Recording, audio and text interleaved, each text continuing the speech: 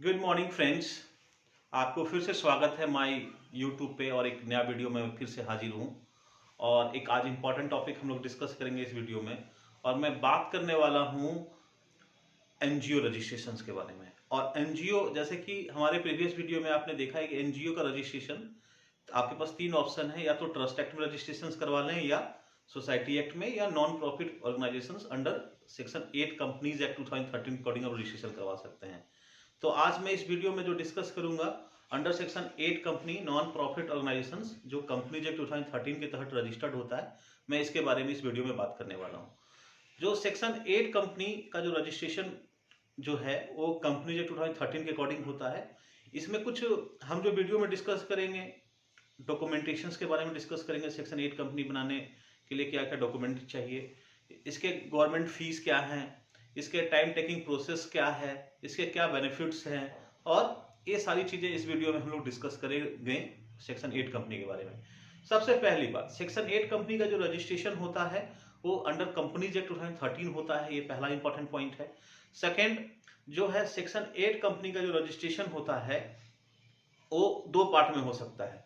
एक तो उसका सेक्शन 8 कंपनी जो है नॉन प्रॉफिट ऑर्गेनाइजेशन या तो प्राइवेट लिमिटेड कंपनी के रूप में होगा या पब्लिक कंपनी में होगा। प्राइवेट लिमिटेड में जो बेसिक्स जो फीचर्स हैं, रिक्वायरमेंट हैं, वो हैं मिनिमम 2% से आप स्टार्ट कर सकते हैं, जो कि मैक्सिमम 200 तक जा सकता है। दूसरा, मिनिमम जो उसमें डायरेक्टर्स होंगे 2 होंगे, मैक्सिमम 15 हो सकता है। और जो है अंडर सेक्शन 8 कंपनी के जरूरी नहीं है कोई प्राइवेट लिमिटेड लगना, नॉर्मली ये विदाउट प्राइवेट लिमिटेड बनेगा। फाउंडेशंस आप इसमें लगा सकते हैं। ये बेसिक्स रिक्वायरमेंट है।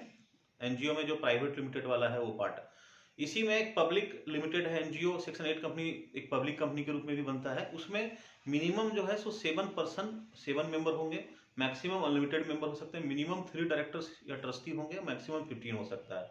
उसमें भी जरूरत नहीं लिमिटेड या प्राइवेट लिमिटेड लगाना। तो सबसे पहली जो बात है, मैंने आपको बता दिया कि आप जो एनजीओ बनाएंगे अंडर सेक्शन 8 कंपनी के तहत, तो उसमें एक ऑप्शन है या तो प्राइवेट लिमिटेड या पब्लिक लिमिटेड, और उसका बेसिक चीजें मैंने बता दिया। ये हो गया। इसके बाद डॉक्यूमेंटेशन अगर हम बात करें इसका सेक्शन 8 कंपनी का, तो जो भी इसमें पर्सन्स हैं उनके self attested pan card, self attested Aadhaar card, उनके नाम का कोई बिल है तो ठीक है, नहीं तो बैंक स्टेटमेंट या पासबुक लेटेस्ट 2 महीना से पुराना नहीं होना चाहिए। उनके मेल आईडी, मोबाइल नंबर, और इसके अलावा पासपोर्ट साइज फोटो चाहिए। इसके अलावा जो है सो अगर कंपनी का जो भी एनजीओ है उसका रजिस्टर ऑफिस आप जहां भी रखना चाहते हैं वहां का कोई बिल होना चाहिए।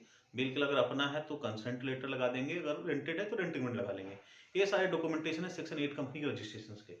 अब जो मैं बात करने वाला डॉक्यूमेंटेशन तो पार्ट क्लियर हो चुका है। अब मैं बात करने वाला हूँ सेक्शन 8 कंपनी जो है हमें क्यों बनाना चाहिए। ट्रस्ट ना बना के, सोसाइटी ना बना के, हम सेक्शन 8 कंपनी ही क्यों बनाना चाहिए, ये मैं इस वीडियो में बड़ा इंपॉर्टेंट पॉइंट है बात करने वाला हूँ। एक तो जो सबसे बेनिफिट है सेक्शन 8 कंपनी बनाने का, कि एक बार आपका जब रजिस्ट्रेशन हो जाता है सेक्शन 8 कंपनी का अंडर द कंपनीज एक्ट 2013, तो पूरे इंडिया में आपका एक्सक्लूसिव राइट मिल जाता है उस नाम का।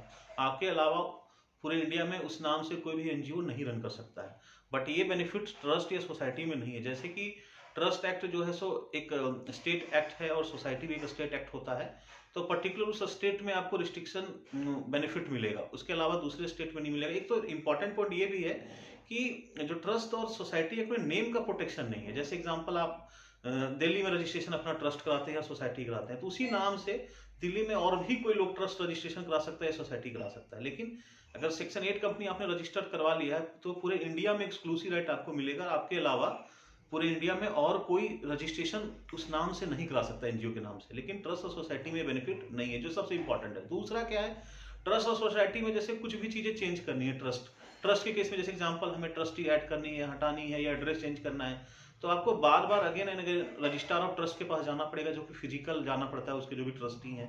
लेकिन जो सेक्शन 8 कंपनी आप रजिस्टर्ड करते हैं उसमें बेनिफिट ये सारा चीज ऑनलाइन है, सब चीजें चेंज पॉसिबल है। बैठे घर बैठे आप अपने जो भी आपके प्रोफेशनल सीएस जो होंगे, जो भी एडवोकेट्स होंगे, या उनसे आप डायरेक्टली आप फोन पे बात करिए, डॉक्यूमेंटेशन दीजिए, आप घर बैठ के कोई भी चीज आप चेंज कर सकते हैं, नाम चेंज कर सकते हैं, ऑब्जेक्ट ट्रस्ट का चेंज कर सकते हैं, ट्रस्टीज के लिस्ट को हटा इसमें सेक्शन 8 कंपनी चेंज कर सकते हैं। बट ट्रस्ट में आपको हर एक बार कोर्ट जाना पड़ेगा, ठीक ठाक खर्चे आएंगे। सोसाइटी में भी सेम वही, फिजिकल है सब चीज। तो ये बेनिफिट्स हैं। इसके अलावा जो बेनिफिट्स हैं, जैसे एक तो क्या है कि अगर आपका ट्रस्ट है या सोसाइटी, तो आपको ट्रेडमार्क एक तरीके से कराना कंपलसरी है, अदरवाइज वो क्या होगा, नाम का प्रोटेक्शन नहीं मिलेगा।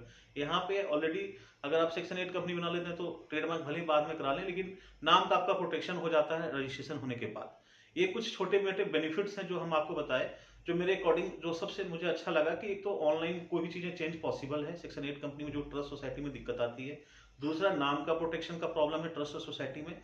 एक ही स्टेट में 50 ट्रस्ट रजिस्टर्ड हो सकते हैं सेम नाम से, लेकिन सेक्शन 8 कंपनी में चीजें नहीं है। तो ये थोड़ा सा बेसिक चीजें आपको पता होनी चाहिए। और ये डॉक्यूमेंटेशन भी बात कर लिया, बेनिफिट भी बात कर लिया। बाकी इसके जो प्रोसेस हैं रजिस्ट्रेशन के, सबसे पहले आपको क्या करना है, अपना जो भी सेक्शन 8 कंपनी रजिस्टर्ड करेंगे तो नेम अप्रूवल आप फाइल करेंगे। नेम अप्रूवल फाइल करने के बाद जैसे नेम आता है उसके बाद जो भी आपके डायरेक्टर्स हैं, उनके मेंबर्स हैं, उनके डिजिटल सिग्नेचर बनाइए। नेम अप्रूवल आ जाता है, फिर रजिस्ट्रेशन का फर्दर प्रोसेस आपको रजिस्ट्रेशन कराना है। और इसका जो भी एमओए होगा सेक्शन 8 कंपनी का प्रॉपर ड्राफ्ट कर ले, जो भी काम करेंगे, जिससे फ्यूचर में ज़्यादा से ज़्यादा चीज़ें उसमें मेंशन करके रखें जिसमें आसानी से आप काम कर सके।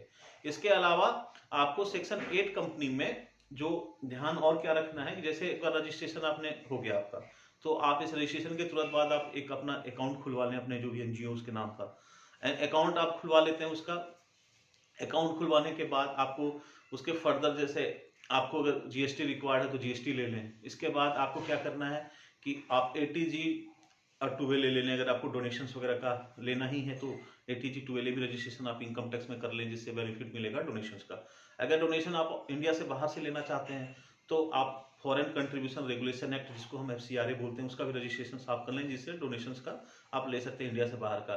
इसके अलावा नीति आयोग वगैरह और भी रजिस्ट्रेशन है गवर्नमेंट का, जहां करवा लें और अपना काम प्रोसेस आप प्रॉपरली करा लें। और एक और मैं रिक्वेस्ट करूंगा, जो आपका एनजीओ रजिस्ट्रेशन होने के बाद एक लोगो जो डिजाइन करेंगे उसको ट्रेडमार्क एक्ट में जरूर रजिस्टर करवा लें, क्योंकि आप जो भी रजिस्टर करा लेंगे तो उससे क्या होगा, वो स्पेशली आपको प्रोटेक्टेड हो जाएगा। वो जो भी लोगो ब्रांड नाम यूज करेंगे पूरी इंडिया में एक्सक्लूसिव राइट हो जाएगा। तो ये चीज आप ध्यान जरूर रखें।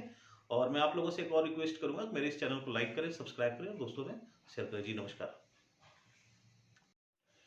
Good morning friends. Good morning. Good morning. Good morning. Good morning. Good morning.